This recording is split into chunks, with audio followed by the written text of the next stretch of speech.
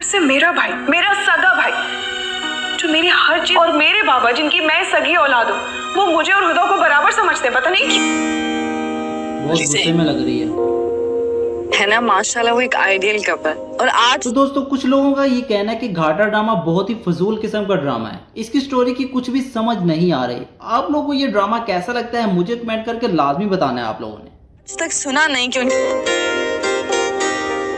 रानिया का हमजा से नफरत का वजह जाने बिना भी हमजा उसको किसी भी सूरत छोड़ने के लिए तैयार नहीं था, लेकिन जब इस बात का हमजा को पता चल जाएगा कि तो रानिया की नफरत का वजह उसकी वालिदा थी, फिर तो किसी भी सूरत रानिया को किसी और का होने नहीं देगा और उसको साफ साफ बता देगा कि आप सिर्फ और सिर्फ मेरी हो और मेरी जिंदगी में तो ये नामुमकिन है कि आप किसी और के साथ शादी कर लें। वालिदा से भी हमजा कहेगा कि चलो अगर आपको मेरी खुशी अजीज नहीं और आप मुझे यूं तड़पते हुए देख सकती हो तो ठीक है, मैं रानिया का पीछा छोड़ दूंगा, लेकिन किसी और से मैं हरगिज शादी नहीं कर सकता। चल रही है।